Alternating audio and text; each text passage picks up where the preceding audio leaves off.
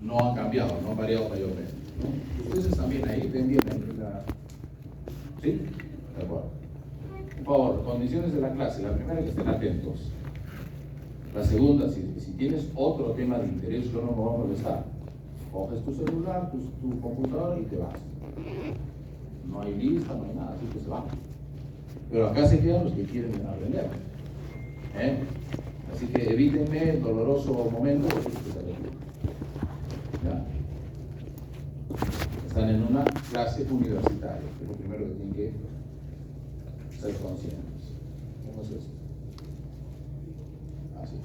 Vamos a comenzar con insuficiencia mitral. Este es el aparato valvular mitral. Este aparato valvular es importante que se metan en la cabeza todos los componentes de este aparato valvular, porque las enfermedades se clasifican de esta válvula en función a la estructura que esté dañada, y también cuando evaluamos la gravedad de esta patología lo hacemos en función ¿a qué? A esta estructura. Entonces, cuando hablamos de aparato valvular mitral, estamos hablando del anillo de la válvula mitral, un anillo anterior, que es un anillo fibroso, y un anillo posterior que tiene 70-30, 70% fibroso, 30% muscular. Por lo tanto, ante la tracción de cada contracción, es más fácil que se calcifique. ¿Cuál? El que tiene mayor componente muscular. ¿De acuerdo? Entonces, cuando hablamos de calcificación, estamos hablando casi siempre que esta calcificación comienza en el anillo posterior. Si ustedes ven, parece una C echada, ¿no? Y pareciera que fuera más chico que el anterior, pero en realidad los dos tienen un área bastante parecida. Y están formados por 3 festones, el festón 1, 2 y 3, de acuerdo a la cercanía al anillo aórtico. ¿Ya? Mientras más cercano a la aorta es el festón A1, P1, y el más alejado, el festón. ¿Están en la clase o no están siguiendo la clase? El festón P3 y A3. ¿Ya? Luego, tenemos cuerdas tendíneas de primer orden, segundo orden y tercer orden. Hay muchos alumnos, me he dado cuenta a través de los años que enseño, que confunden esto. Llaman primer orden a estos que van acá, segundo orden a estos que están acá, tercer orden unos que son más chiquitos acá. No. Primero, segundo, tercer orden son en función a la cercanía al borde del anillo. Los que están en el borde son 1, los que están en la mitad son 2, y los que están hacia la base son 3. ¿De acuerdo? Luego tenemos 2 músculos papilares, generalmente son 2, ¿ya? Uno anterolateral y otro posteromedial.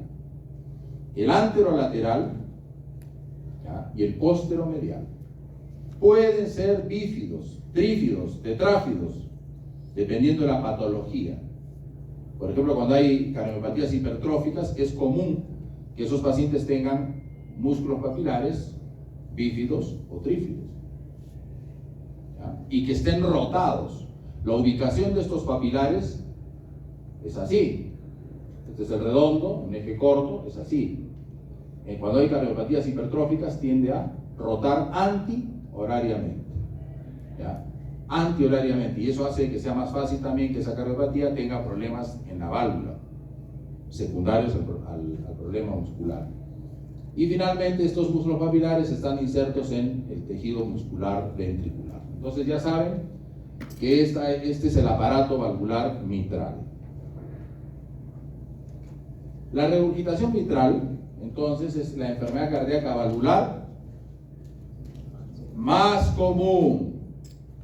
La más común. Su diagnóstico y manejo requiere una evaluación estructurada. ¿Qué significa una evaluación estructurada? Que ustedes tendrán un banderín rojo de sospecha. ¿Cuál es la sospecha fundamental? Ya hemos dicho a todos los que han estado en mi grupo y a los que han hecho semio conmigo o con otros cardiólogos, que las banderas de ingreso para sospecha de enfermedad cardíaca son 7 principales. ¿Cuáles son? Dolor, disnea, palpitaciones, edemas, mareos y síncope, fatiga, cianosis, ¿no? En este caso, ¿Cómo sospechas tú de que tu paciente puede tener una regurgitación mitral?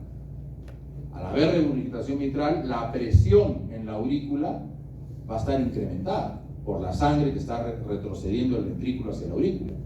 Eso incrementa, ¿qué cosa? Incrementa la presión de llenado del ventrículo, o sea, la presión media de la aurícula. Y eso se refleja atrás, aumentando ¿qué cosa? La presión venocapilar. Eso hará que se desequilibre el equilibrio de presiones entre la presión oncótica y la presión hidrostática. Fugará líquido al intersticio y habrá más recorrido entre la membrana alveolo capilar que tendrá que recorrer, ¿qué cosa? El oxígeno. Por lo tanto, ¿cuál será el síntoma? Fuerte. Disnea. Eso significa que están siguiendo. Muy bien. Aplauso para ustedes. Disnea. ¿Ya? Muy bien. Dije aplauso, uno solo. Suficiente. Si hubiera dicho aplausos, son varios, ¿no? Entonces, disnea. Disnea es la principal manifestación en estos pacientes.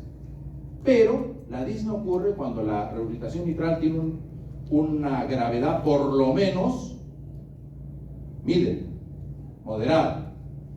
Leves no dan síntomas. Sin embargo, tienen ustedes que sospecharla. ¿Cuándo la sospechas? ¿Cuándo sospechas que un chico le gustas? Si te mira mucho o te habla mucho. ¿Cuándo sospechas? Soplo. Escuchas soplo. Pero si tú escuchas un soplo sistólico, si es holosistólico y no respeta la contracción isovolumétrica y apaga el primer ruido, es una insuficiencia mitral importante. Ojo, puede haber soplos de insuficiencia mitral que no son holosistólicos. Son aquellos que se dan en el prolapso de la válvula mitral, en cuyo caso habrá un clic de prolapso que será mesosistólico y luego recién vendrá el soplo. O sea que no todo soplo de insuficiencia mitral ocupa la contracción isovolumétrica ni apaga el primer ruido. Finalmente, el tratamiento decía que esto, una evaluación estructurada, historia clínica, examen físico e imágenes. Te presento a mi prima, ¿tú qué le dices? Foto, compadre, ¿no? ¿Verdad? Igualito. ¿Ves te presento a mi primo, ¿tú qué le dices? Foto, para ver al feo, ¿no es cierto? Igual. ¿Cómo vas a saber cómo está la válvula mitral? ¿Qué tienes que hacer? Ver. Las imágenes han hecho que la medicina progrese mucho. Poder hacer imágenes no invasivamente ha sido un gran progreso de la medicina. ¿A través de qué? De la ecografía al corazón, de la tomografía cardíaca, de la resonancia magnética cardíaca, la gammagrafía cardíaca. O sea, tienes muchas formas de ver imágenes. Finalmente también el cateterismo cardíaco. Imágenes. Y tienen que ser estructurados, tanto en la historia, examen físico, como también estructurados en las imágenes. Y el tratamiento dependerá de qué? Del conocimiento de la etiología. No es lo mismo que sea una reumática, que sea una degeneración fibromatosa por la vejez, ¿no? O una enfermedad de Barlow, porque tengas un tejido conectivo laxo, o que tengas Ehlers-Danlos, o que tengas un Marfan con tejido conectivo muy laxo. Hace que las válvulas sean insuficientes, prolapsen. Entonces también dependerá la historia natural y el pronóstico de las intervenciones. ¿Cuál es la historia natural? La enfermedad valvular progresa ciertamente. ¿Y qué daña? Sobrecarga de volumen. En este caso, ¿qué sobrecarga de volumen? Cavidades izquierdas, porque aumenta el flujo hacia la aurícula, hace que la aurícula reciba por las venas pulmonares una cantidad X de volumen, a la que hay que sumarle una cantidad Y de la regurgitación. O sea, hay una sobrecarga de volumen. ¿Eso qué hace? Dilata la cavidad. Y el ventrículo recibirá en diástole lo que viene de las venas pulmonares más lo que regurgitó, todo eso viene y lo sobrecargará también, y hará una sobrecarga diastólica, dilatará las cavidades. ¿Eso que hará en el músculo? Una hipertrofia excéntrica y con el tiempo mayor cantidad de tejido fibroso, eso se llama fibrosis difusa reversible, ¿ya?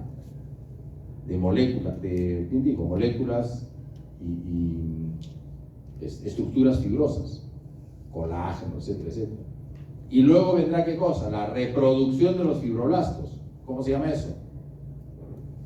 Reemplazo de tejido fibroso permanente. O sea, la primera es una fibrosis difusa, llamada así en imágenes, o reversible. Pero la otra, cuando ya aparecen fibroblastos, será una fibrosis irreversible. Y así cambies la válvula, ese paciente tendrá progresión de falla cardíaca, porque ya no hay músculo. Más arritmias, porque hay mucho tejido fibroso. Entonces, ojo con eso. Eso está cambiando nuestra visión actual de las enfermedades cardíacas, la magnitud de la fibrosis. ¿Y cómo sé yo, profesor, si ese ventrículo tiene o no fibrosis? Puedo deducirlo por una imagen ecocardiográfica, una técnica que se llama strain. O también puedo deducirlo en tomografía cardíaca por un aumento de la retención del yodo tardío. No se lava bien el yodo en el tejido fibroso. Y en la resonancia magnética, porque el gadolinio también se lava tardíamente.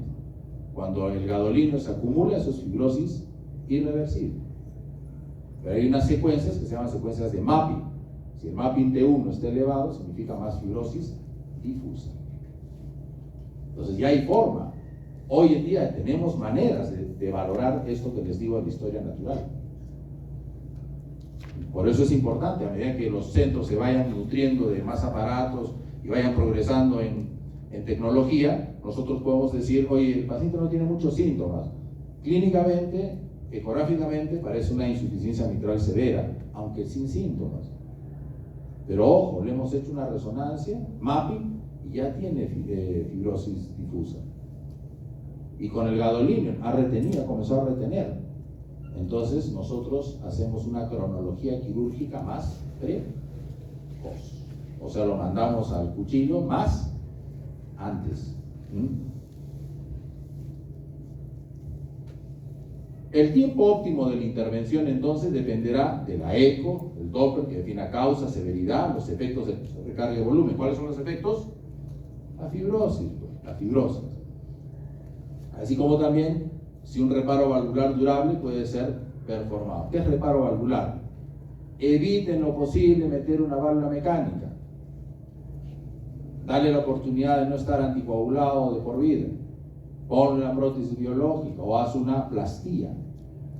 Haz una plastía.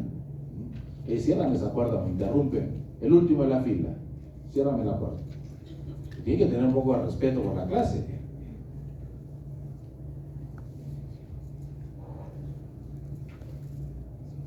Avances en cirugía y en terapia basada en catéter, ciertamente. No todas las insuficiencias mitrales van a correcciones de tipo plastía o reemplazo de válvula. Algunas irán al uso de alguna artimaña mecánica, como por ejemplo un clip, ¿no? Crack, que pince los extremos de dos velos y reduzca la superficie de regurgitación. Eso se llama en inglés mitral clip, ¿no? Ahora se han extendido estas situaciones intervencionistas a poblaciones de cada vez más viejos a pacientes más jóvenes. Pues todo está progresando. Ustedes, prácticamente es ya natural en ustedes escuchar eso. En mi época esto era una quimera. O sea, es que es quimera, ¿no? Pero, quimera. Quimera es un sueño. Algo fantasioso. Hoy en día es algo real, cotidiano. Y que ya está llegando a Arequipa. Antes no teníamos resonancia, no teníamos tomografía para hacer del corazón. Ahora es una cuestión cotidiana. Aquí, en Arequipa. Y antes no había angioplastías para infartos. Ahora hay angioplastías. Todavía no existe digamos, en gran magnitud el intervencionismo por catéter, pero ya llegará pronto. Ustedes van a ser testigos y no solo testigos, sino trabajarán en eso, los que sean cardiólogos y se especialicen en eso. Muy bien, ¿cuándo una rehabilitación mitral es primaria? Cuando la etiología va al aparato valvular. ¿Cuándo es secundaria? Cuando la enfermedad no es del aparato, sino del músculo, sea el ventrículo o la aurícula, que como consecuencia de la enfermedad muscular han llevado a que la válvula no se cierre. Eso se llama insuficiencia mitral secundaria. ¿Ya? Esto está muy bien tipificado. Si alguien tiene interés, puede entrar al Jack de imágenes, abril de 2018, y una muy bonita revisión de esto. ¿Ya? Esta es la historia natural que les decía, no voy a repetir, ¿no?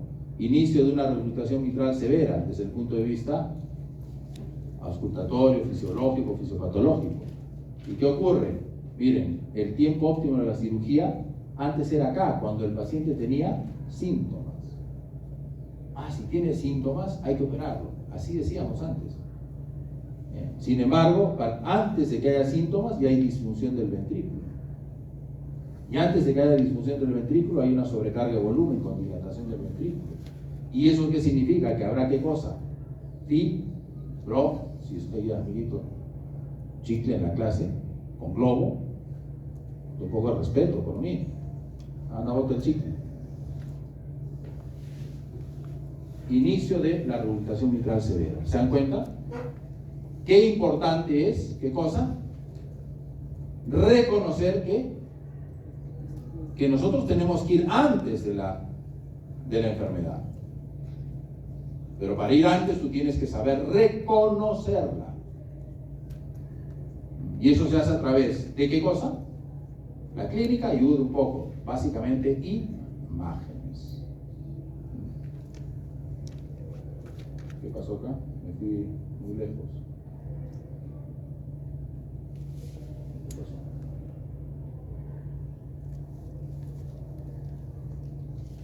Ahí estaba, ¿no? Sí. Miren, Carpentier fue un famoso cirujano. Este cirujano hizo algo muy importante. Clasificó las insuficiencias mitrales de una forma futurista, muy bien. Dijo que la rehabilitación mitral primaria, o sea, la que afecta a ¿qué cosa? Fuerte. El aparato valvular. Se clasificaba en tipo 1, 2, 3A, 3B. Y la secundaria igual, tipo 1, tipo 2 y tipo 3B. Si se dan cuenta, hay cuadrados vacíos, ¿no? Porque no existen en esa rama patología que encaje ahí. Pero el cuadro está bien hecho, completo.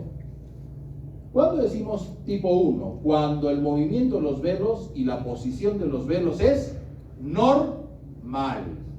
O sea, por ejemplo, si yo tengo una endocarditis y me perfora el velo agudamente, la válvula se movía bien, la válvula estaba bien posicionada, pero hubo un hueco. Y ese hueco que me ha generado una insuficiencia mitral con movilidad y posición de velos normales. Otra causa, el cleft mitral. ¿Qué es un cleft? Les había dicho que la válvula tiene ¿cuántos festones? 2 valvas y 6 festones, 3 anteriores y 3 posteriores. La división entre festón y festón es mínima, ¿no? Este es el velo anterior, digamos. El velo no es así, es así. Pero esa entradita es chiquitita, es pequeñita. Cuando esa entradita congénitamente es grande, genera un cleft. ¿Ya? Composición y movimiento de la válvula normal. Entonces, eso es tipo 1.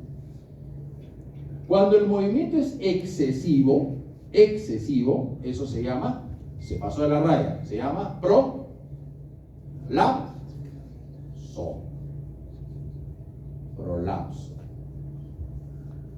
Niña, despierta. Párate. A ver, párense todos. La clase es larga, va a un montón de datos, así que pedagógicamente, calistenia, ahí, ya, muevan bien el cuello, ya está, asiento. Quiero que me sigan, porque si ustedes están bien atentos a esta clase, como todos son inteligentones, les ahorro un montón de estudio, ya luego van a repasar nomás.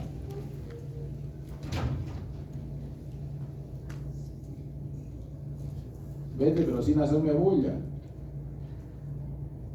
Ya, entonces mira, el prolapso de la válvula.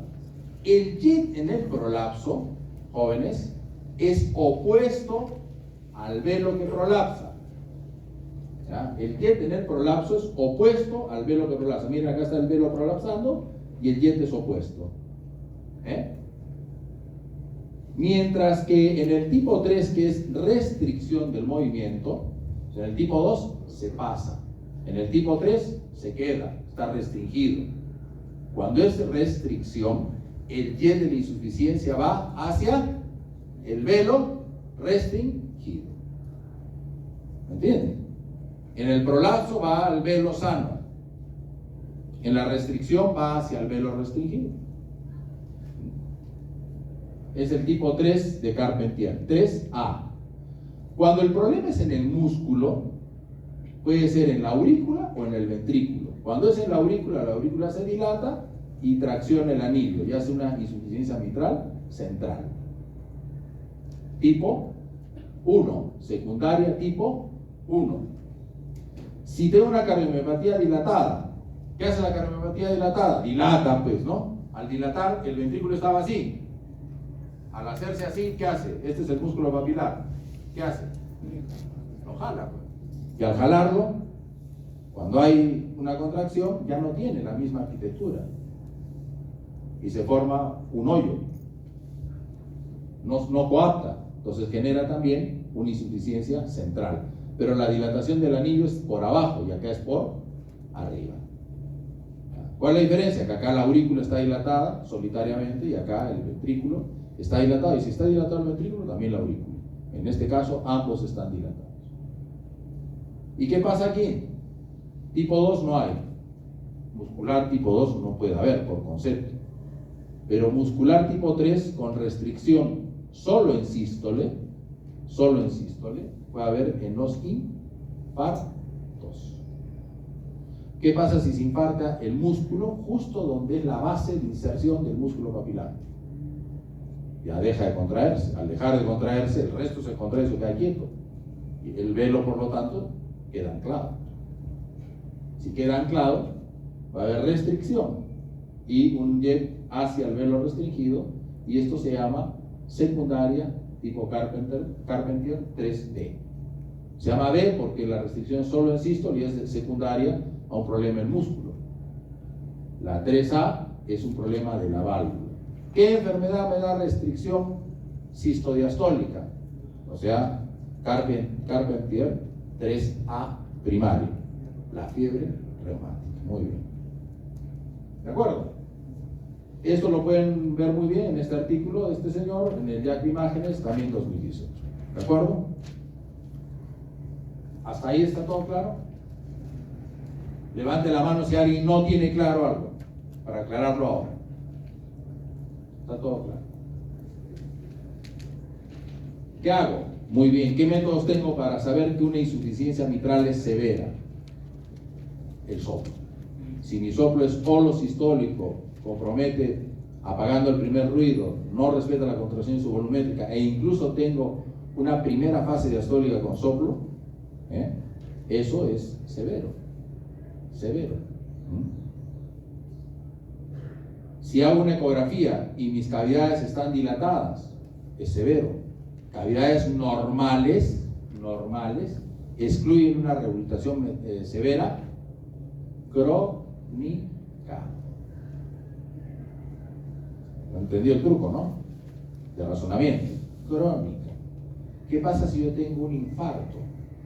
Se me infartó la cara inferior donde está el músculo papilar y el músculo papilar se me rompió en dos.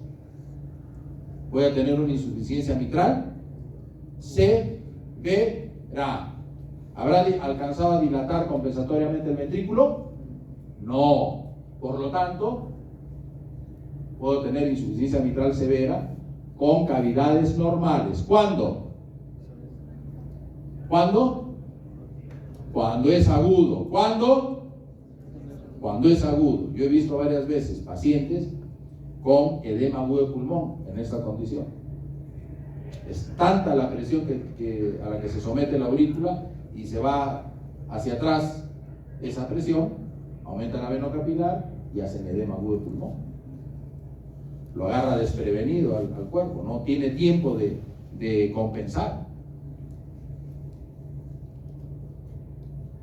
Puede haber un velo bamboleante, eso también está a favor de una severa, cuando el velo está libre, flamea como una bandera, está roto, un músculo, una cuerda tenía rota, así que el velo esté flameando, un fly, un velo flameante, ¿no? Fly leaflet, como la bandera, ¿no?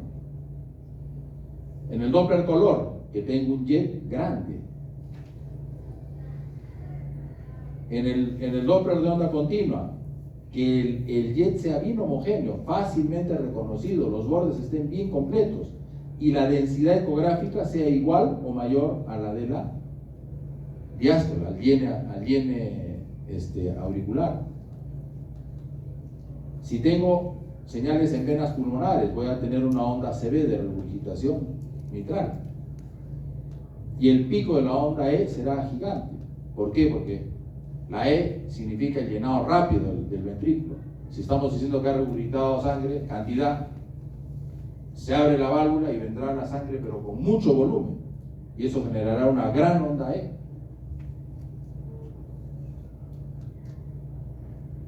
Todos estos son criterios ecográficos, ¿no? El grosor, al grosor del jet pegado a la válvula se le llama vena contracta.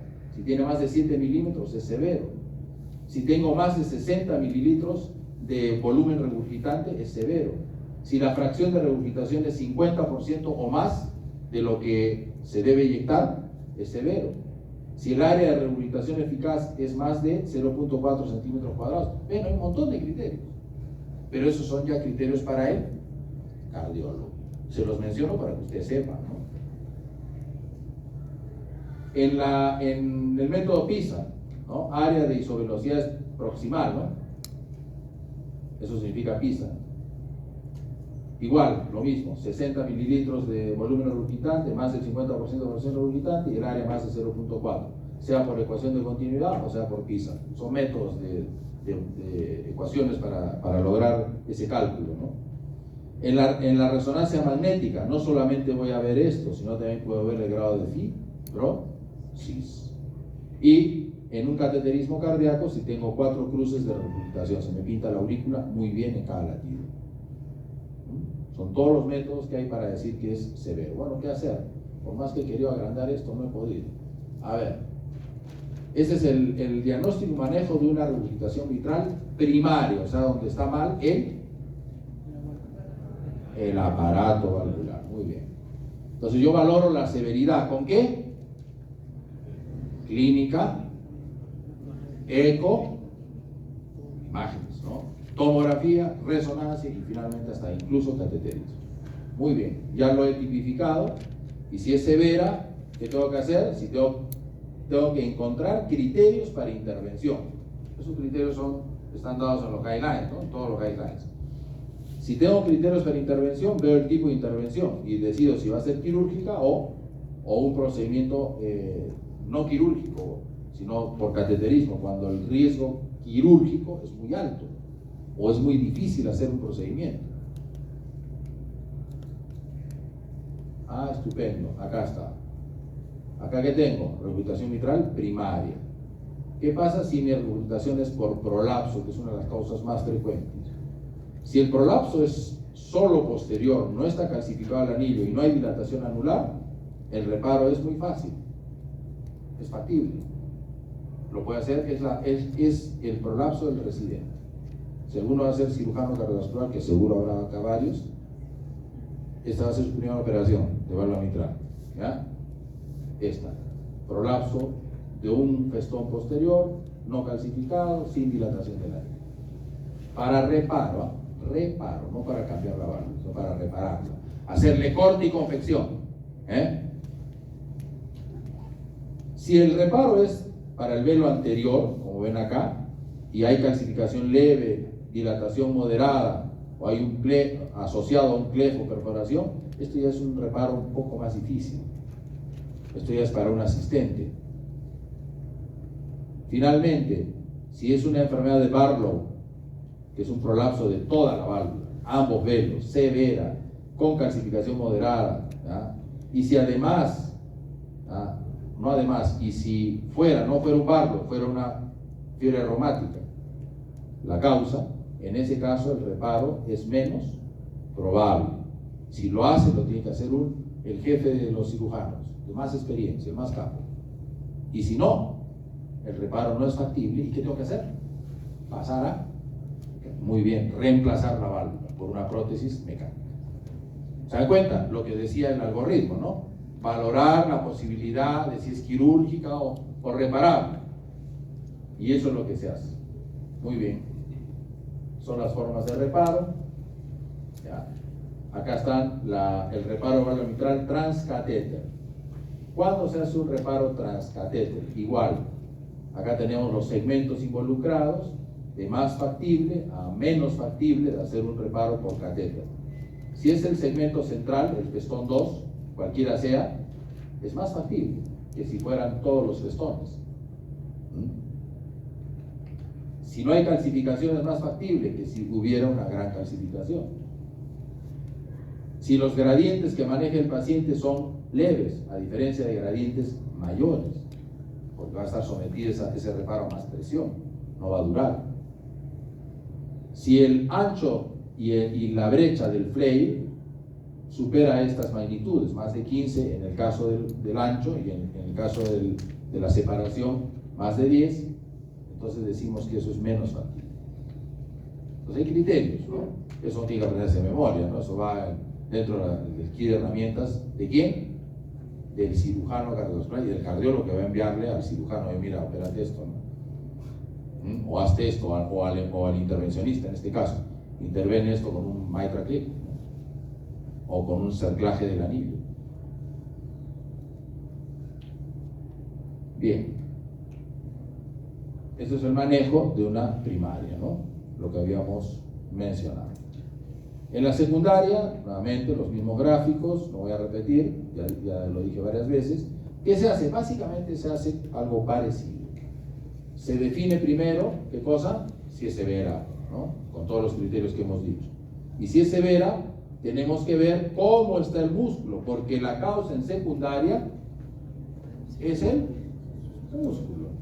O sea, acá no tengo que evaluar mucho mi válvula, la voy a evaluar, pero tengo que evaluar el músculo para saber qué voy a hacer. Si tengo TEL en el músculo, qué grado de miopatía tengo y que me ha provocado esta insuficiencia mitral. Y de acuerdo a eso tomaré la decisión si voy al mitral clip, o voy a un reparo, o voy a un reemplazo.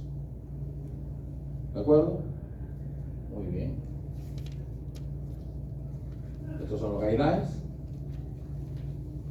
¿Cuándo tratar una insuficiencia mitral primaria grave?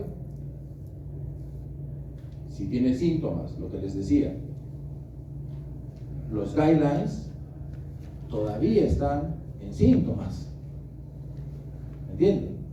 Los guidelines de acá a unos añitos, se acordarán de mí, ya no van a decir síntomas, van a decir estado o grado de fibrosis, estado de músculo, antes de tomar decisiones, o adelantar el proceso. Si tiene síntomas, si tiene una fracción de eyección aún mayor al 30%, 36, ¿no? Sí. Entonces puedo yo optar por una reparación. Si no es así y está refractaria al tratamiento médico, puedo optar por una reparación, ¿no? Si es así, lo mando a reparación. En cambio, si no tengo síntomas, pero la fracción de eyección está en estas condiciones, o el diámetro es grande, el TEL es sistólico, más de 45, lo mando a reparar. Porque ese diámetro de más de 45 ya me indica que hay sobrecarga de volumen, fibrosis difusa, etcétera, etcétera.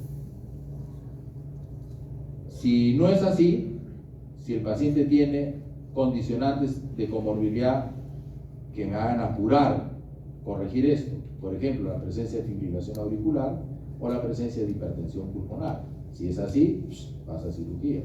Si no, hay una probabilidad alta de una reparación duradera, el riesgo quirúrgico es bajo y el paciente tiene factores de riesgo, lo mando a operar. Y si no, simplemente hago seguimiento con terapia médica, ¿no? Bajar la volemia con algún diurético, darle algún inhibidor de la IECA, del sistema de renina angiotensina aldosterona para evitar fibrosis, etcétera, etcétera. ¿Ya? Antes de pasar a estenosis mitral, ¿alguna pregunta? Es la más larga, insuficiencia, por eso que la pongo primero. ¿Alguna pregunta? A ver, adelante. Bueno. En el tratamiento quirúrgico, o sea, primero vamos a hacer reparos y si ya no es viable, recién vamos a... Primero opto, si la insuficiencia mitral es primaria, o sea, te está refiriendo a primaria, ¿ya? Si es primaria, tengo que ver siempre la posibilidad de evitarle al paciente estar anticoagulado de forma permanente. Entonces trato de buscar ¿qué cosa? Reparo, plastía, corregir, ¿no? Cortar y coser. Si no puedo hacer eso de acuerdo a los criterios, paso a hacer un reemplazo. ¿De acuerdo? Ya está. Todo esto es importante que lo sepan, pero ustedes como médicos generales tienen que saber reconocer una insuficiencia mitral y valorar sus síntomas para que envíen al paciente lo antes posible al cardiólogo para que haga estudio de imagen, mandar la foto del novio, ¿no? Muy bien. Y algo muy importante que ustedes sí lo van a tener que hacer siempre. ¿Cuál es? Si es que la causa es fiebre reumática, prevenir fiebre reumática siga progresando, muy bien. Pero si no es fiebre reumática, en cualquiera, ¿qué puedo hacer? ¿Qué debo hacer? No te puedo hacer. Profilaxis para endocarditis bacteriana. Si tú lo mandas al dentista este paciente, o cualquiera de los que voy a hablar, valvulares, cualquier sea el tipo de valvulopatía, yo envío a ese paciente a un dentista y no le doy antibióticos, ese paciente puede hacer endocarditis bacteriana, una enfermedad grave, de larga duración de tratamiento, incluso puede ser mortal. Tienen que dar. La profilaxis ha cambiado, está más fácil que antes. Antes, al principio, dábamos 3 gramos de, si no era alérgico, penicilina, 3 gramos de amoxicilina, 1 hora antes de ir al dentista y 1 gramo 6 horas después. Luego se bajó a 2 gramos 1 hora antes y 1 gramo 6 horas después. Ahora, solo 2 gramos 1 hora antes, suficiente. ¿Ya? Esa es la profilaxis. Vas a ir al dentista y tienes soplo, tengo dudas, ¿cuál será? No importa, dale sus antibióticos. Para cualquiera sea la patología valvular, le va a evitar una endocarditis. ¿Y por qué, doctor, en valvulopatías? Porque la válvula enferma predispone a que la bacteria se instale en ella, cosa que no ocurre en una válvula normal. Cuando hice la primera tesis con un doctor que ahora es neurocirujano, en esa época era alumno con ustedes, quiso hacer su tesis y le dije, hagamos endocarditis en el Hospital Nacional, en esa época yo trabajaba en Nacional. Revisamos en 5 años 23 endocarditis. El 60% tenían historia de haber ido al dentista en los últimos 6 meses y no habían tomado antibióticos. ¿Ya? Pasemos a estenosis mitral. La estenosis mitral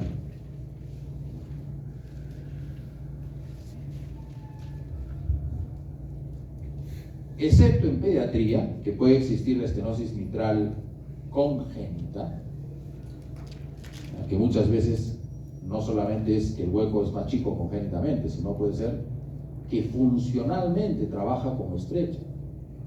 Cuando hay un solo músculo papilar, todas las cuerdas van a ese músculo, eso se llama válvula mitral en paracaídas, por la forma que tiene, parachute mitral valve. ¿Ya? Válvula mitral en paracaídas. Y eso genera que nunca se abra bien, porque todo va a un solo músculo papilar. Al no abrirse bien, genera una estenosis mitral congénita funcional. Pero la inmensa mayoría de estenosis mitrales serán sinónimo, aquí en el Perú por lo menos, de fiebre reumática. ¿Ya? ¿Y cómo se manifiesta? Es una enfermedad, ya lo dijimos en semiología, disneizante, muy bien. ¿Qué más? Palpitante, o sea, fibrilante, genera arritmia, fibrilación auricular. ¿Qué más? Hemoptizante. ¿Qué más?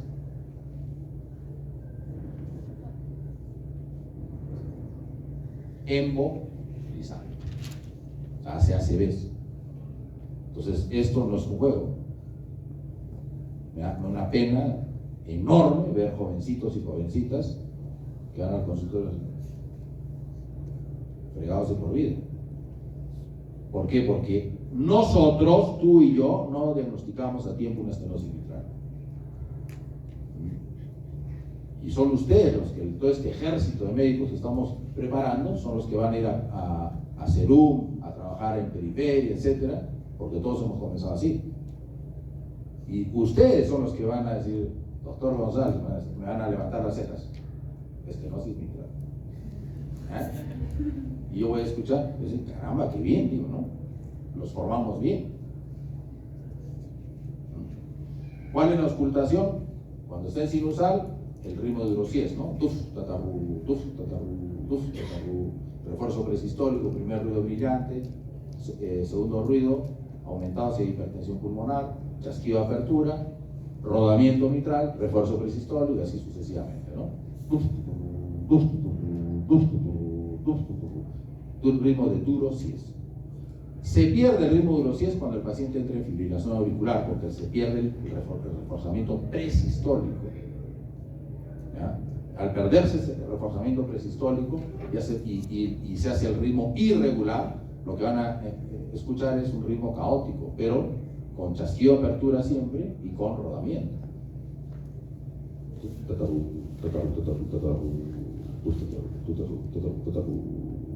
¿No? Es totalmente cambiante los tiempos.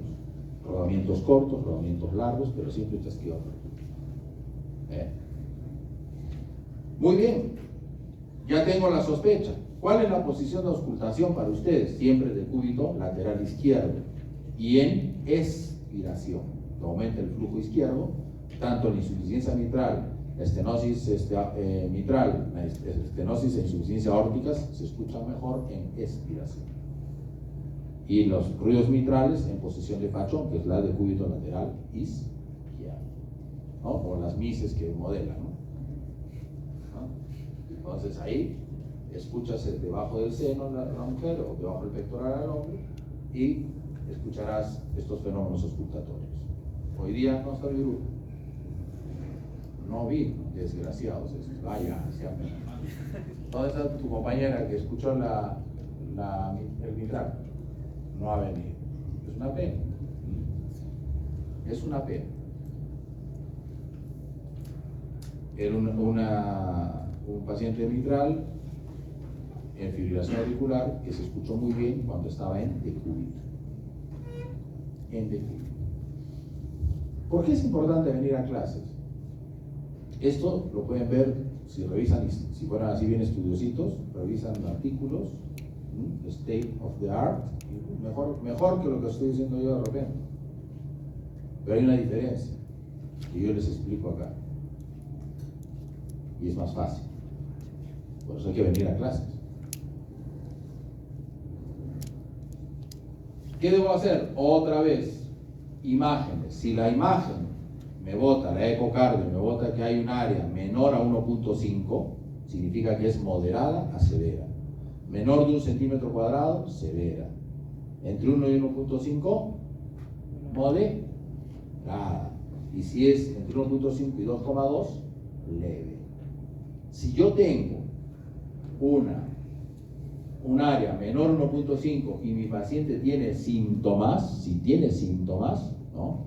Valoro si mi paciente califica o no para una dilatación por catéter con balón de Inoue. Inoue era japonesito, ¿no? Inventó su baloncito. Se entraba por una vena, entraba a la aurícula derecha, se perforaba el septum interatrial, se metía el catéter a la válvula mitral, se inflaba el catéter y se rompía las comisuras que estaban pegadas en la estenosis mitral.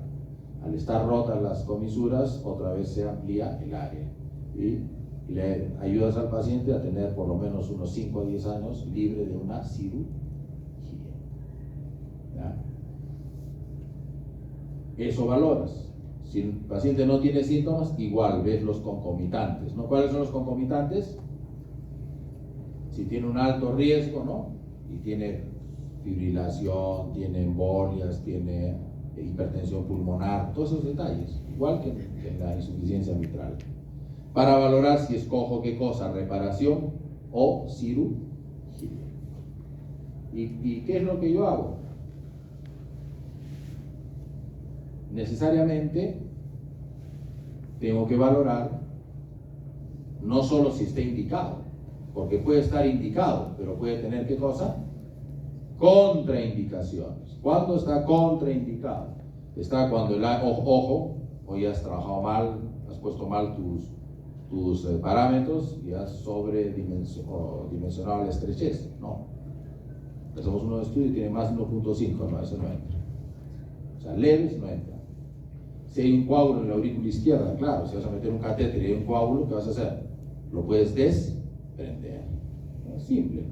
Si hay una insuficiencia mitral moderada o severa, tampoco. Recuerden que si vas a romper las comisuras, producto de tu tratamiento, el paciente va a quedar con una insuficiencia mitral leve. Pero si ya venía con mitral moderada, severa, insuficiencia, le pongo el balón y lo reviento. En vez de ayudarle aún mal, porque va a pasar de moderada a severa, o se va a hacer más severa esa insuficiencia mitral. O sea que también es otra contraindicación. La calcificación, ¿qué piensan ustedes? ¿La calcificación de las comisuras será una contraindicación? Por supuesto, si hemos dicho que el balón lo que hace es romper las comisuras. Al inflarse va a romper las comisuras, los angulitos. Los va a despegar. Si está calcificado, ¿dónde se va a romper? En otro lado. Y vas a hacer un cleft o una ruptura del veno. Entonces no está indicado cuando hay calcio en las comisuras. Si tienes otras valvulopatías concomitantes importantes y que tengan indicación de cirugía, pero por supuesto, no vas a meter el globo y luego operar las otras. Si vas a entrar a operar, entras por todo. Son situaciones, como pueden ver ustedes, lógicas. ¿Cuál otra? Oye, no solo es valvular, es coronario, van a estar puentes. A lo mejor opéralo, le cambias la válvula y le metes puentes. Son lógicas, todo es lógica. Sentido común, que parece ser hoy en día el menos común de los sentidos, ¿verdad? Porque hoy en día se ha perdido el sentido común. Esta es una clasificación para ver si mi paciente tiene indicación para esa valvulotomía con balón de Inoue. Son 4 grados para motilidad, engrosamiento, calcificación de los velos y aparato subvalvular. Esta clasificación la hizo Wilkins y también la modificó Palacios, por eso se llama score de Wilkins-Palacios. Si en este score, que va del 1 al 4 en cada ítem, sumo 8 o más, está contraindicado. Si es menos de 8, está indicado una valvotomía con balón. Entonces, ¿cuál es la cifra? 8. Ya está. Muy bien, hasta ahí estenosis mitral. ¿Ves? Esto es chiquitito, estenosis mitral. Primera pregunta. Causa. Qué inteligentes que son. Ya. ¿Cuándo la trato? Área menor de 1.5. O sea, que tenga síntomas. Y si no tiene síntomas cardíacos, de repente tiene un concomitante, por ejemplo, hipertensión pulmonar, si no hay vecino, pero tiene hipertensión. O tiene, ¿qué cosa? Fibrilación auricular. Pero debo de hacer un score ecocardiográfico de Wilkins, Palacios. Si tengo menos de 8, se lo mando al, y no tengo calcio en las comisuras, se lo mando al hemodinamista estructural para que le mete el balón de Inove. No van a decir como un alumno en la clase anterior, balón de y no va a ser, me dijo. No, Inove. ¿De acuerdo? La insuficiencia tricuspidia.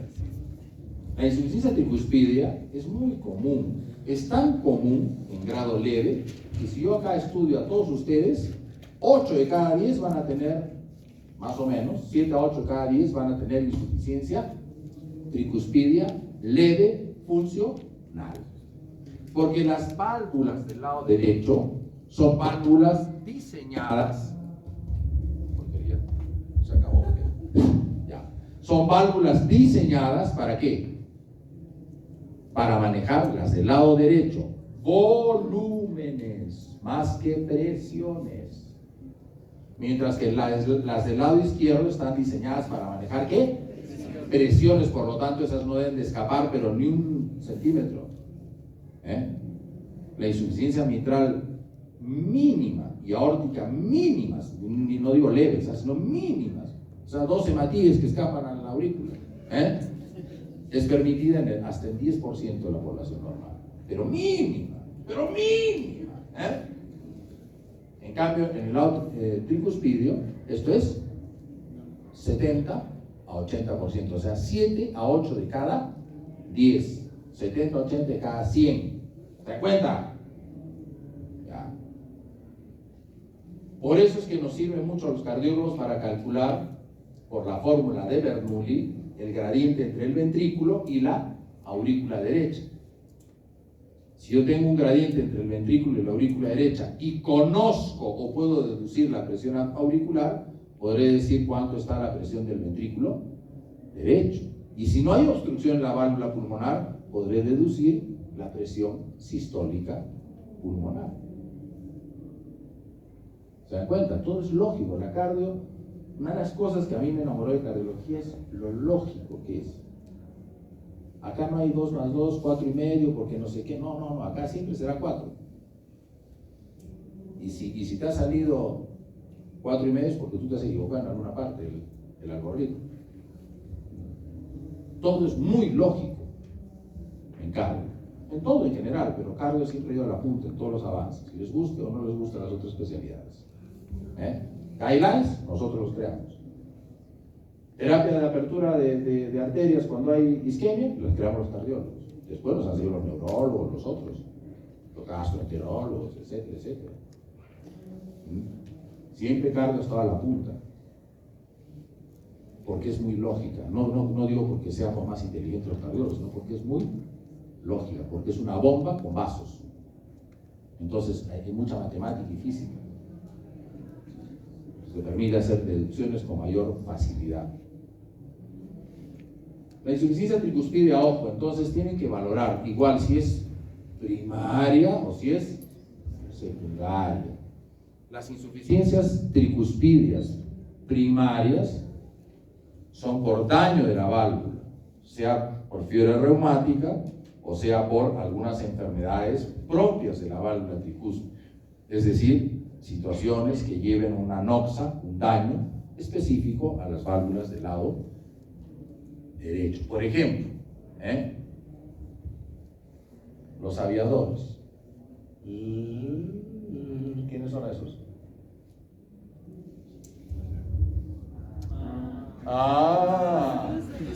Los aviadores, y todos han hecho así. Han escondido el brazo. Los drogadictos usan, endovenosos, usan jeringas. Y estas jeringas, como no tienen platita, ya se la han tirado toda comprando la droga. ¿Qué hacen? Reusan, no las desinfectan y se meten bacterias. Entonces puede haber endocarditis en la válvula tricúspide y la pulmonar. ¿Por qué en ese lado? Porque va a la vena. ¿La vena dónde va? Al lado derecho. ¿Ves? ¿Qué más? Una enfermedad que se llama el síndrome carcinoide. Es un apudoma. Puede estar en el tubo digestivo o puede estar en el pulmón. Si está en el tubo digestivo, tiene que pasar necesariamente, hija mía, ¿por dónde? Por el peaje, ¿no? Si vienes de Camaná, tienes que pasar por el peaje, ¿no es cierto? Pero si vienes de Uchumayo Babá, no hay peaje. Ese peaje es el hígado. Entonces, cuando hay apudomas con secreción de serotonina, ¿ah? El síndrome carcinoide, ¿qué hace? Esa sustancia es muy agresiva para la válvula, la engruesa, la fibrosa, la pone dura, rígida, y es típico ver en el carcinoide una válvula tricúspide hipomóvil, con una insuficiencia marcada. Pero cuando el apudoma radica en el tubo digestivo, ¿qué tiene que pasar? El peaje. ¿Quién purifica? Todo. El hígado. Entonces, para que llegue arriba, ¿qué tiene que haber? Lamentablemente, ese paciente ya está en una etapa terminal. El hígado está pomado y está ictérico el paciente. Pero puede haber carcinoide sin ictericia. ¿Cuál? El que asienta en el pulmón. No, por eso no va a pasar no va a pasar por el hígado. Entonces, el exceso de esta sustancia va al corazón derecho, ¿no? Corazón izquierdo, corazón derecho, y va las venas pulmonares llevan ¿a dónde? Recuerden que el pulmón tiene doble sistema. Las venas pulmonares del sistema pulmonar van ¿a dónde? A la aurícula izquierda. En cambio, las venas que irrigan bronquios y tejido pulmonar que vienen de las bronquiales drenan en la cava, ¿no? Si yo tengo supracava, un apudoma y drena por ahí, me va a hacer ¿qué cosa? Un carcinoide con afectación de válvulas derechas sin necesidad de que haya ictericia, hepatopatía avanzada. Bueno, entonces, ojo con la causa. La inmensa mayoría son, ¿qué cosa? Secundarias. Insuficiencias tricúspidas secundarias ¿a qué? A hipertensión pulmonar. Causas, hay 5 causas grandes de hipertensión pulmonar, ¿no? La primaria, hipertensión pulmonar primaria, tipo 1. Ahí también están incluidas las colagenopatías como la esclerodermia, que da hipertensión pulmonar con mucha frecuencia. En el tipo 2, las enfermedades cardíacas, sean congénitas o sean adquiridas del lado izquierdo, que hacen hipertensión pulmonar reactiva, ¿no? Como consecuencia de la venocapilar, entonces terminan haciendo hipertensión pulmonar. En el grupo 3, enfermedades del pulmón, fibrosis pulmonar de cualquier tipo, EPI, EPOC, lo que quieras, que genera hipertensión pulmonar por hipoxemia crónica. ¿Y qué más?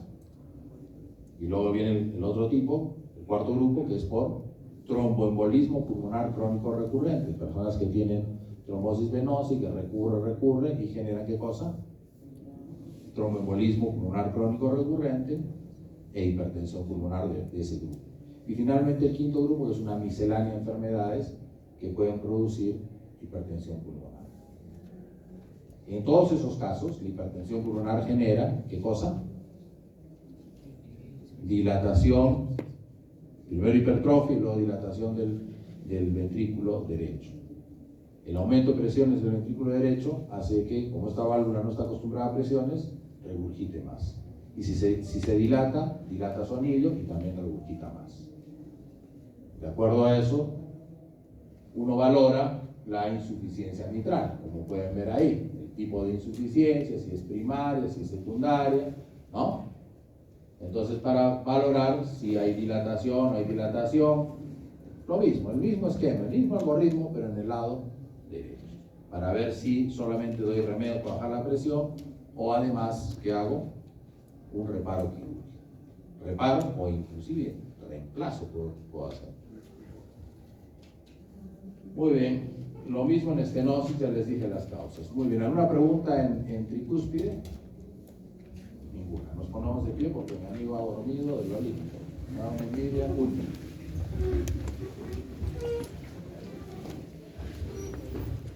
¿Ya?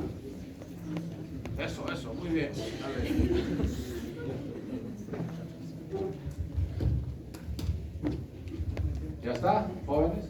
Ya, asiento. La insuficiencia aórtica es una de las patologías valvulares con más signos periféricos. O sea, esa la puedes sospechar. Esa la, no te hace desnucar, ¿eh? Esa la puedes sospechar por una serie de signos periféricos. El paciente, obviamente, lado izquierdo, ¿cuál será la manifestación? La bandera, disnea, ¿no? Pero puede no haber y existir una insuficiencia aórtica leve a moderada. ¿Y qué habrá? Habrá signos periféricos, ¿no? El famoso pulso amplio y severo, el pulso de Corrigan, o llamado también pulso Saltón, ¿no? El baile arterial del cuello, ¿no? Son los alumnos que a todo te dicen sí, ¿no? El correlativo es el signo de pulso cervical. Luego, el signo del martillo de agua. Tú coges el brazo de tu paciente, levanta tu brazo tú, pues tú lo coges así, no así, sino así. Y ahí no vas a sentir el latido. Este chico no tiene latido, pero el paciente que tiene insuficiencia mitral lo agarras así y vas a sentir como un martillo de agua. ¿Han ido a las ferias? ¿O han visto por televisión? Sí. ¡Pam! Y sube el agua y baja, ¿no? Rapidito. Esa sensación te da. Que sube y baja el agua, rápidamente. No seas panoso, pues, ¿eh? No te aproveches. No, disculpa la broma. ¿Estoy disculpado? Ya, muchas gracias. Entonces, el signo del martillo de agua. Luego tienen el soplo turural de Durosíes, que pones el estetoscopio, la campana, la aprietas un poquito y siempre así. El doble tono plural de Traube, ¿no? Que es, me he referido antes, lo que he dicho antes es para esto, el doble soplo es, aprietas un poquito con la campana la arteria femoral y sientes el gran latido que te genera un pequeño soplo y también sientes un soplo de retorno, tanto la ida como la vuelta. ¿Y por qué el retorno? Porque si la insuficiencia aórtica es severa, regresa sangre al corazón y ese retorno ya no solo va a alcanzar a la aorta, sino a vasos muy periféricos como las femorales. Tienen el signo de Quinqué, que es el latido capilar, cuando ves ese latido en las uñas, por ejemplo, ¿no? O lo puedes ver también en las amígdalas. Bueno, el signo de Muset, que es lo mismo que esto, ¿no? Baile arterial del cuello. Acá lo ves y ahí también asiente con la cabeza, ¿no? El signo de Muset. Y finalmente que es el más importante de todos los signos, el signo de Hill. ¿Por qué el signo de Hill? El signo de Hill no solamente es diagnóstico, sino también es pronóstico. ¿Quién tiene más presión? Me canso de decirle a todos los grupos que rotan conmigo, ¿no? Y todos como mamertos dicen, los brazos. ¿Y qué les digo? Levanten el mentón 30 grados y me da una satisfacción única, darles una cachetada virtual. ¿Eh?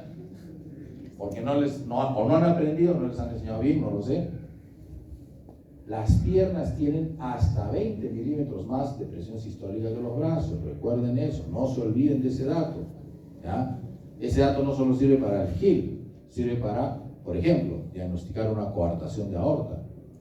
Va un niñito, le tomas la presión del brazo y tiene, no sé, 100 con 60. Le tomas en la pierna y tiene palpatoria, 70. Y tú te acuerdas, mi profesor de válvulas me dijo que las piernas tenían más presión que los brazos. Tiene que haber una obstrucción, ¿no? Y si tiene una obstrucción, o es coartación de aorta en un niño, un joven, y si es viejito, será una placa, a lo mejor ateromatosa. Con algo tan simple como tomar el pulso y la presión en brazos y en piernas.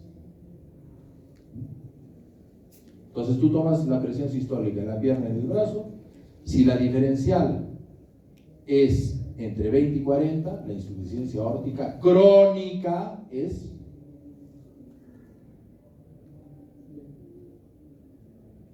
leve.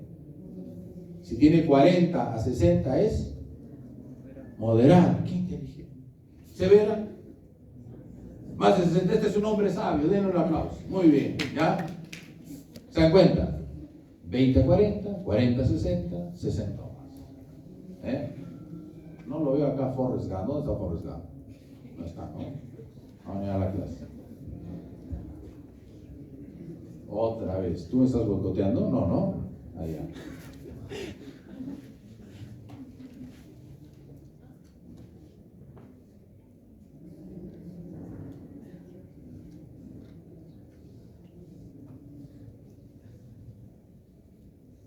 No sé qué pasa acá. A ver, ahí está, ahora sí. ¿Y cuáles son los signos centrales? ¿No? El choque de punta en cúpula de Barr. ¿Por qué? Porque tengo en sístole choca la punta. En diástole no tiene por qué chocar, pero en estos pacientes, cuando la insuficiencia aórtica es severa, tienes doble choque de punta. Tienes un choque de punta diastólico. El primer ruido puede estar normal porque no se afecta a la válvula mitral. El segundo ruido va a estar disminuido, apagado por el soplo. Hay tanto volumen que ha regresado al ventrículo que puede aparecer un tercer ruido y un soplo diastólico decreciente en base a lo largo del borde esternal izquierdo, aspirativo, típico de una insuficiencia aórtica. Y acá estaba medio dormido porque es Austin Flint, no Flint. ¿Ya? Soplo de Austin Flint. ¿Qué es el soplo de Austin Flint? Es un rodamiento mitral sin chasquido de apertura, para que lo diferencien de una doble lesión valvular reumática, ¿no? Que el paciente tenga estenosis mitral reumática más insuficiencia aórtica, por ejemplo. ¿Cómo diferencias? Porque en el caso del reumático habrá chasquido de apertura. En cambio, en la insuficiencia aórtica severa, el soplo de Austin Flint es un rodamiento mitral muy suave, sin fuerte. Tú, fuerte.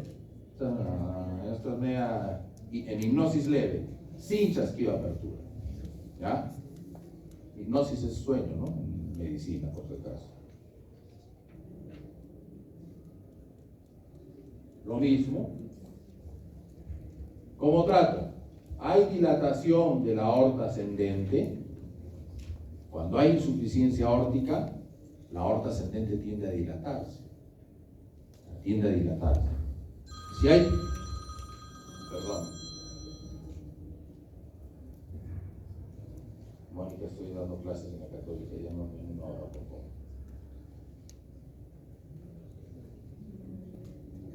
Si hay dilatación significativa de la aorta ascendente, de frente, esa insuficiencia aórtica tiene que ir a ser corregida. Si no hay dilatación, ¿es la insuficiencia aórtica grave realmente? Sí. ¿Tiene síntomas? Sí, pasa a cirugía. No tiene síntomas, pero es grave.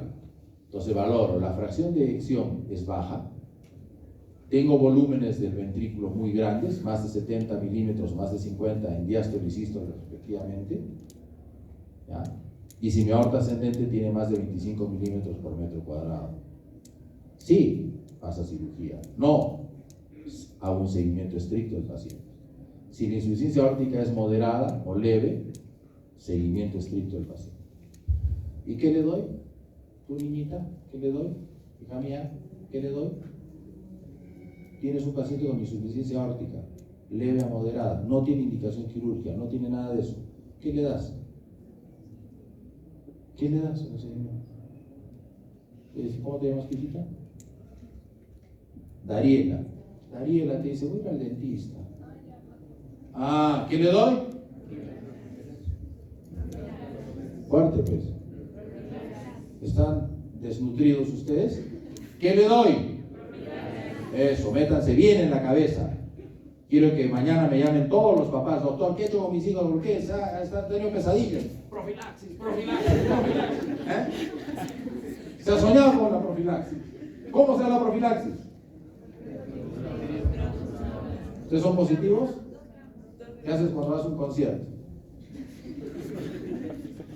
Hagan pues, a ver qué haces. Eso, 2 gramitos, 1 y 2. 2 gramos de amoxicilina 1 hora antes. ¿ya?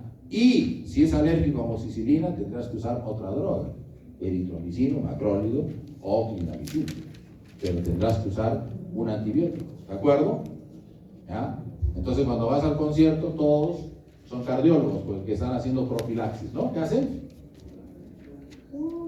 Que esté el público más muerto, ese es de mi collera, muy bien, ya está, muy bien, 2 gramitos, ¿ya? Ustedes no saben qué es pararse acá, es terrorífico, ¿ah? Pararse acá de profesor en un auditorio tan grande es terrorífico. Hay unas caras que me dan miedo, ¿verdad? ¿Están haciendo miedo?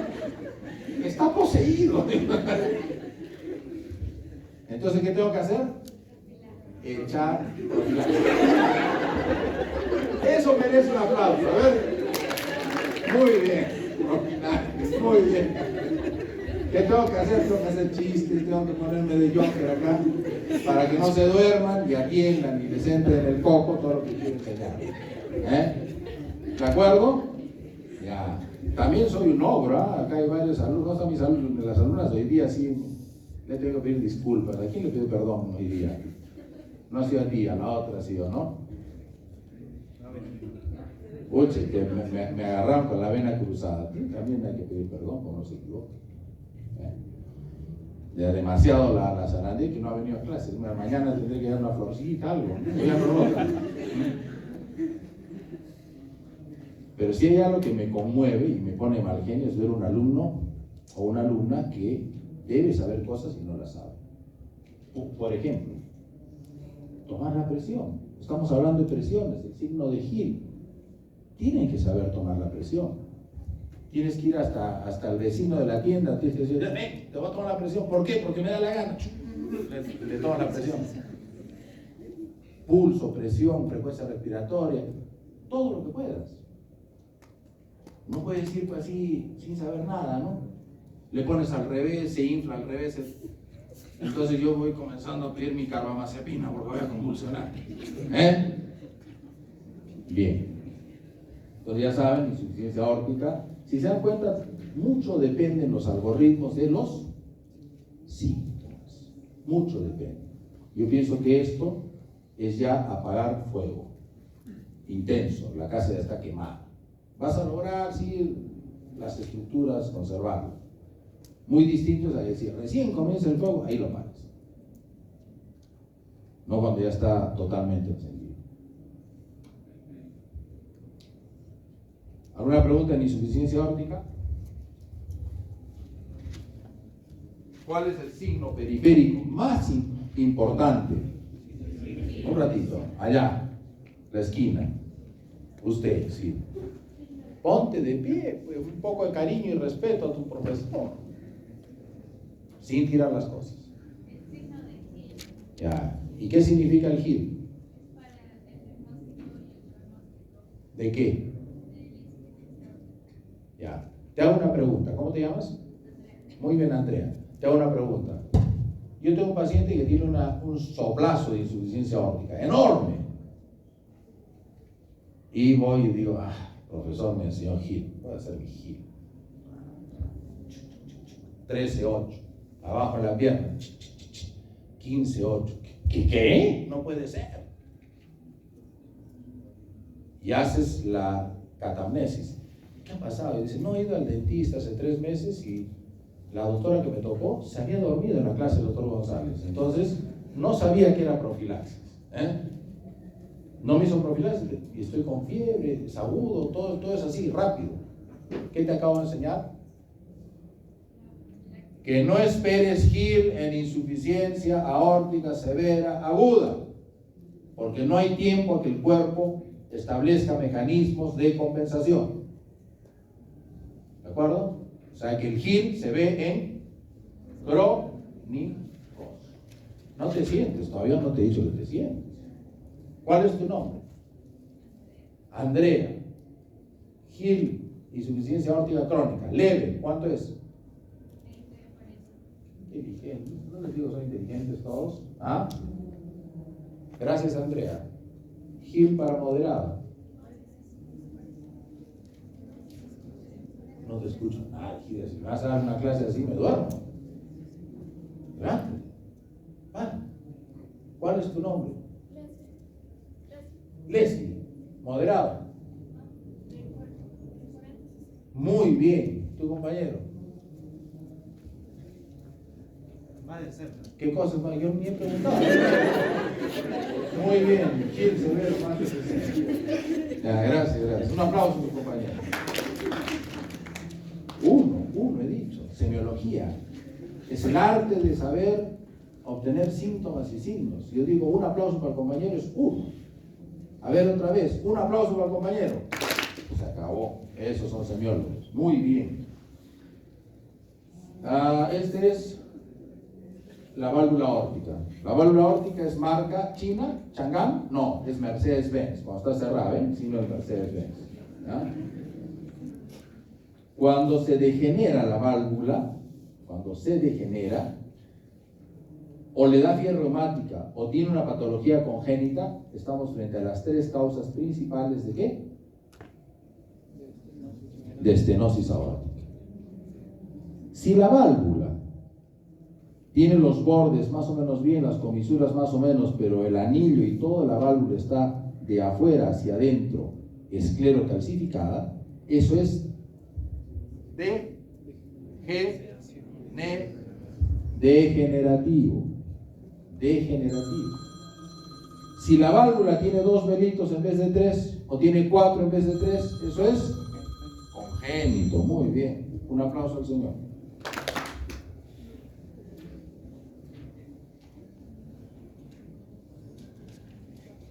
En mi casa. Y si la válvula tiene fiebre reumática, los bordes.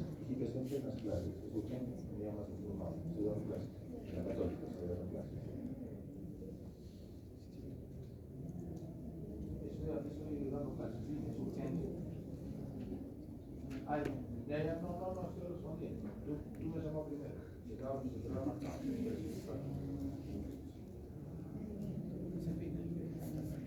Pensé que era urgente, ¿no? A ver, entonces, fíjense, acá que está grueso, el borde, las comisuras. ¿Qué será esto? Es brillante, oye. ¿Dónde está Forrest? ¿Te han ganado? Ya tienes un nuevo reemplazante. No lo veo a Forrest. Ya está. Entonces esto es reumático. Esto es, sigue. Esclerodegenerativo. Muy bien. ¿Y este? Congénito. Perfecto. Muy bien. ¿Cuál es tu nombre? Sigue la clase. Ya. Entonces aquí hay muchas etiologías por qué se degenera. Esta es la epidemia actual cardiológica, ¿sabían, no? La epidemia cardiológica actual, ¿cuál es? Estenosis aórtica esclerodegenerativa. La transición epidemiológica la vivimos todos. Fíjense, jóvenes, cuando yo era así chiquito como ustedes, todo era fiebre reumática. Todo. Y es verdad, había mucha fiebre reumática. Se comenzó a vender amoxicilina hasta en el chino de la esquina y casi ha desaparecido. Es más raro. La gente vive, en mi época el promedio de vida, cuando yo estaba en tercero de medicina, recuerdo mucho, la OMS sacó un promedio de vida de todos los países, el peruano tenía en promedio de vida 59 años. O sea, yo estaba a 4 años de morir. ¿Me entienden? Pero con el tiempo ha ido progresando. Ahora el promedio de vida por la OMS en el mundo, estamos hablando de 85 años, ¿no? Entonces ha mejorado mucho. Como ha mejorado mucho y las condiciones han mejorado, las infecciones han sido superadas, ¿no? Los problemas quirúrgicos han sido solucionados. Ahora estamos frente a ¿qué? A las enfermedades degenerativas. Estamos frente a las enfermedades degenerativas. Y las enfermedades degenerativas son estas. En el corazón, ¿qué cosa? Por ejemplo, la estenosis aórtica, esclerodegenerativa. En el cerebrito, no me acuerdo, doctor, eso exactamente. Alzheimer, ¿no? ¿Verdad? Deterioro cognitivo, los cánceres, todo lo que es por vejez. Tenemos fecha de caducidad, ciertamente. Acá está muy implicada en esta teoría la teoría heterogénica, es decir, igual que lo que pasa en las placas ateromatosas, parece que ocurre en la válvula, se comienza a depositar lípidos oxidados, y esos lípidos oxidados son prosteogénicos, o sea, comienzan a calcificarse, y al calcificarse, fibrosarse y calcificarse, generan una válvula tiesa que no se mueve y se estrecha. Las comisuras se pegan también. Muy bien, ¿ven? Lípidos elevados, lípido A, por ejemplo, oxidación de lipoproteínas, aumento de la actividad calcificante, esto es con un examen PET scan, ¿no? Aumento una progresión muy rápida en el score de calcio y aumento y una progresión muy rápida en el problema hemodinámico, ¿no? Comienza a estrecharse el hoyo por donde sale la sangre y eso se llama estenosis aórtica, ¿no? Aumenta todos los riesgos también para reemplazar la válvula y riesgos de muerte. Mucha comorbilidad, esto ocurre en viejitos, entonces tienen otros problemas. De ahí que surge lo mismo que decía en la insuficiencia mitral, la historia natural. Cuando los pacientes tienen estenosis aórtica severa, este es un estudio que se hizo hace muchos años, miren, 1/3 tenían síntomas y 2/3 eran asintomáticos. Fíjense, cuando hay síntomas y el síntoma es dolor torácico, 50% de estos pacientes habían muerto en los siguientes 5 años. O sea, es maligno. Si el síntoma era síncope, 50% habían muerto a los 3 años. Y si el síntoma era falla cardíaca, el 50% había muerto a los 2 años. Y si además de la falla cardíaca el paciente presentaba fibrilación auricular, recuerden que la aurícula en una estenosis aórtica es la llamada bomba auxiliar. Como está hipertrófico el corazón por la estenosis aórtica, su compliance está alterada, está fibrosado el músculo, está yendo a la fibrosis también. Entonces la aurícula tiene que apretar para hacer un sobrelleno. Y ya no es el lleno atrial, que normalmente es responsable de hasta un 20% del gasto cardíaco, en este caso pasa a ser hasta un 40%. Si se fibrila, se pierde ese 40% el gasto. Entonces es muy maligno que se presente una fibrilación en una estenosis aórtica severa. La mortalidad es altísima 6 meses. Entonces, si tú tienes un paciente con estenosis aórtica y tiene síntomas, ya estás contra el reloj. Ya estás contra el reloj. Ya estás contra el reloj. Tienes que enviarlo. A no ser que no quiera, ¿no? Yo recuerdo hace poco vi un paciente con estenosis mitral severa, con síncope de disnea, con todo. ¿Te quieres operar? No, no, no y no. Y después me lo encuentro de unos 2 meses y me dice, ¿y por qué no has hecho tu control? No, es que estoy en el central, me van a operar. Ah, qué bien, le dije, te has animado. Alguien más convincente que yo lo convenció que tenía que operarse. Pero él no quería al principio.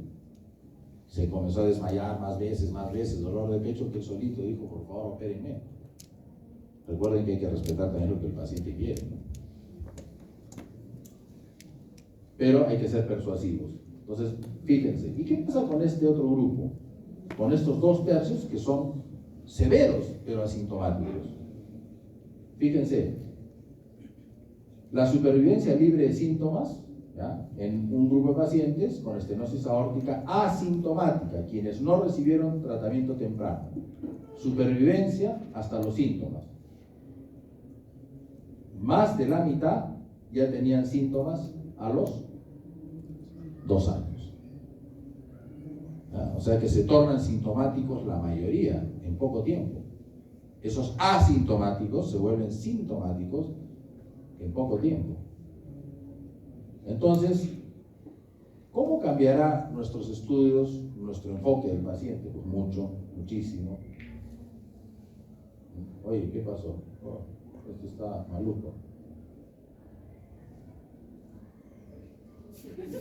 Algunos ustedes me ha estado boicoteando, ¿no? Quiero una copia, a ver. 10 puntos al que no encuentra el boicoteador. No sé qué pasa ahora. ¿Qué es esto?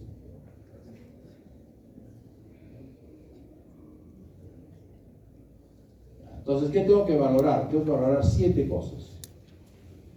Valorar, ya falta poco para terminar. Valorar la carga valvular, la carga arterial. Recuerda que si tiene una estenosis aórtica y además es hipertenso, está fregado, trabaja más el ventrículo.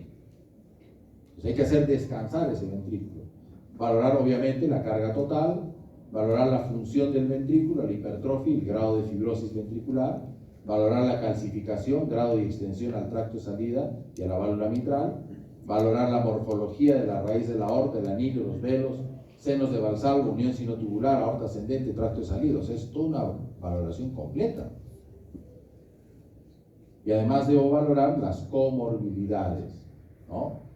Tanto cardíacas, en la válvula mitral, si hay hipertensión pulmonar, si el ventrículo derecho está dilatado o no, como comorbilidades sistémicas, por ejemplo, si tiene cáncer, si tiene POC, si tiene fibrosis pulmonar, si tiene hipertrofia de próstata, si tiene insuficiencia renal, si tiene, etcétera, etcétera. Por eso es que hay que ser muy cautos en la valoración de estos pacientes. ¿Ya? ¿Y por qué digo todo eso? Porque, gracias a Dios, algunos cerebrotes se han preocupado por experimentar y cambiar la válvula ahora por catéter. Ya no necesitas cambiar la válvula quirúrgicamente. Estoy en plenas clases. Ya, chao, estoy en plenas clases. Ya, chao, nos vemos. Estoy en plena clase.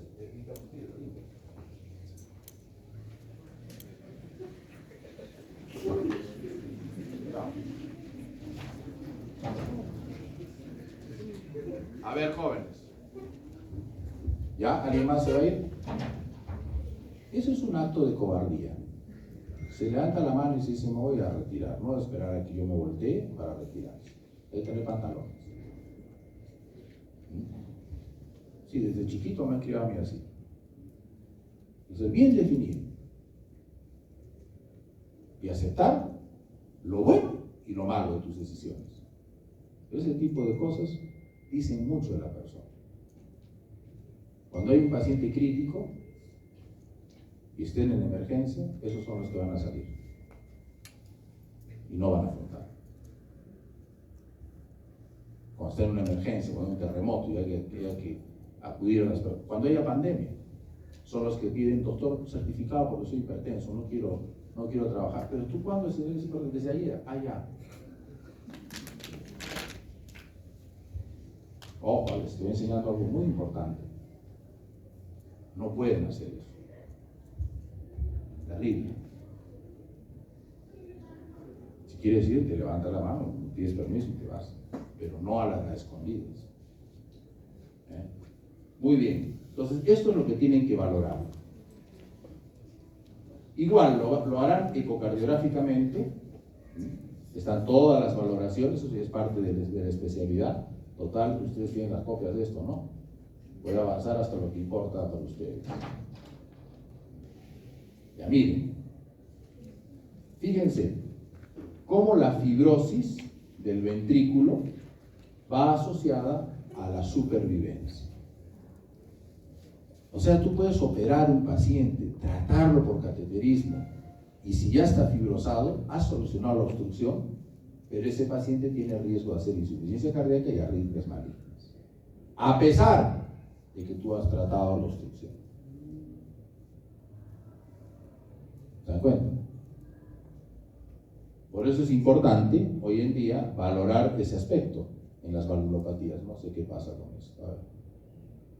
Estas son resonancias magnéticas.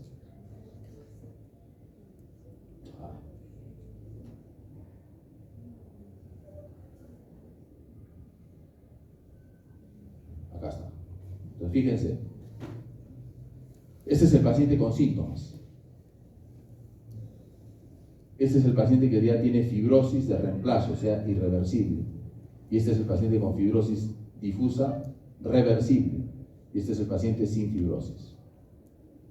Todos estos tienen estenosis aórtica que evolutivamente se convertirá en severa. Fíjense, antes de los síntomas ya hay fibrosis. Estamos en una nueva era para ustedes. Ya no es la era hemodinámica, sino es la era de la fibrosis. Estoy dictando clases, ¿qué pasa? Chao. Dile a tu mamá que voy después de clases. Perdónenme. Entonces, decía que los síntomas aparecen cuando... Fuerte, pues sí, pues he hablado tanto rato el tema. Los síntomas aparecen al final. O sea que cuando decimos, recuerden el primer cuadro, los asintomáticos eran 2/3.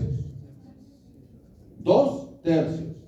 O sea que cuando tú estás frente a una estenosis aórtica severa y no tienes síntomas, probablemente estés acá o acá.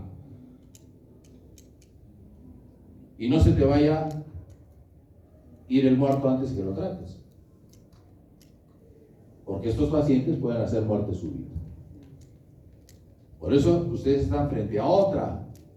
Este slide no es un slide que vaya en concordancia con los guidelines, porque los guidelines siguen insistiendo en ¿qué? En síntomas.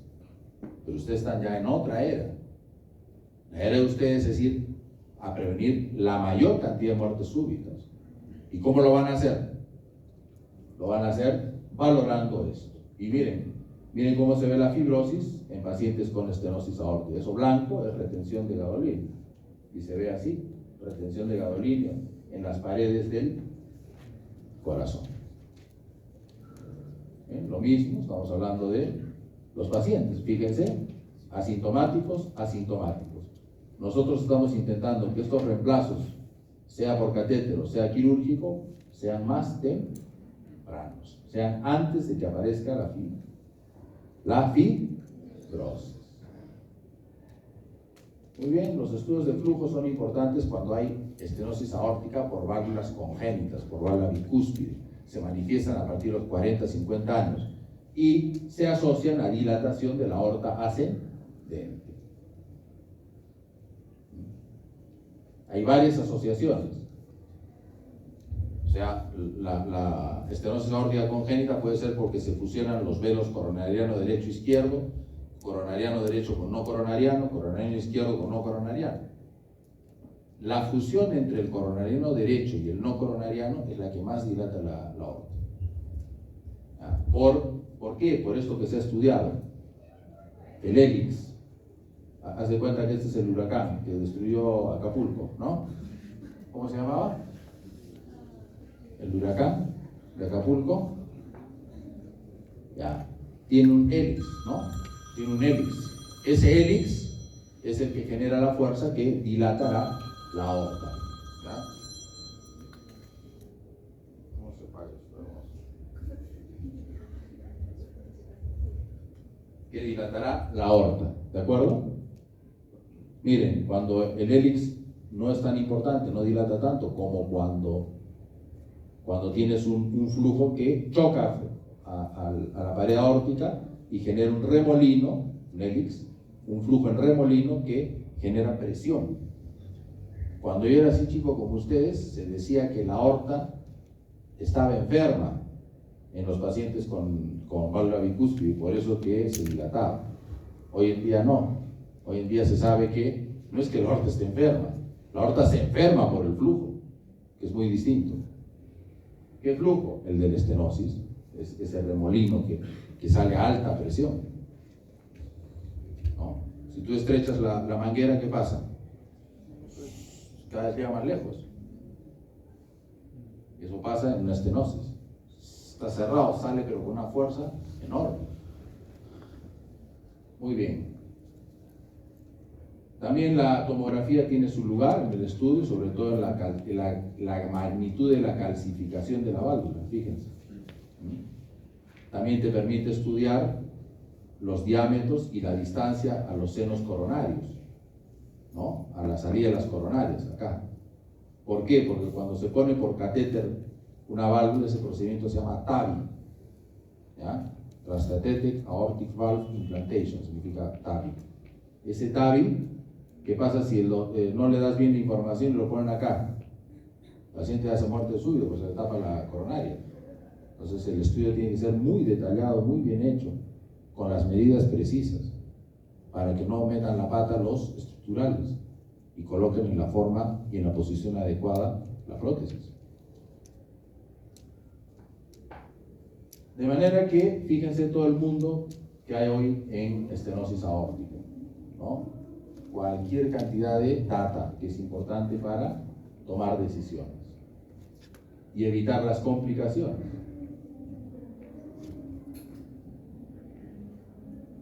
Voy a avanzar, con esto termino. Fíjense, lamentablemente los guidelines 2017 siguen insistiendo en síntomas. Yo dejaría el cuadro de síntomas ahí, pero acá le agregaría, de todas maneras, a esta altura, le agregaría estudios, si es que hay la opción, estudiar grados de fibrosis. ¿Para qué? Para beneficiar al paciente. Si tu padre fuera el enfermo, no tiene síntomas, es severo, ¿qué haces? Si hay riesgo de muerte súbita, ay papá, veremos si tienes fibrosis. Ya hay fibrosis, no hay síntomas, opérenlo. Porque es importante. Un truco ético, siempre piensa que tu padre o tu madre es el paciente que tienes al frente para tomar decisiones. Te puedes equivocar, pero lo harás sanamente. Tendrás menos error y serás más preocupado por el bienestar del paciente. Muy bien, entonces igual, el tema va por síntomas y luego de síntomas, función. Esta función es un poco consecuencia de ¿qué? De la fibrosis. ¿Por qué baja la fracción de eyección en ese ventrículo? Porque se está fibrosando, está perdiendo masa muscular y está ganando tejido fibrótico. De ahí que es tan importante valorar la fracción de eyección. Ya si hay síntomas, ni hablar, pues caes prontamente en un reemplazo de la válvula, sea por catéter o sea por quirúrgico. Por catéter, al inicio, era solo en viejitos comórbidos. O sea, mucha enfermedad, no toleran la cirugía, catéter. Ahora cada vez se está ampliando la indicación de TAVI a pacientes menos viejos y con menos comorbilidades. La relación era al principio 4:1, ahora está en 1:1, 2:1. Y seguramente que en el futuro, cuando ustedes sean grandes, será 4:1 a favor del TAVI. Lo cual es un gran avance. Imagínense que te dicen a ti, te voy a operar o por catéter, ¿qué escoges? Así a ciegas, ¿no? Por catéter, cámbiamela, compadre, no me abras el pecho, ¿no? Es lógico. Entonces, esa tecnología, gracias a la ingeniería médica, se puede autoexpandir o expandirla con balón, la prótesis transcatéter. Jóvenes, disculpen las interrupciones por teléfono, mil disculpas. Espero que haya sido de su agrado. Esta ha sido la clase de valvulopatías. ¿Hay una pregunta? Adelante.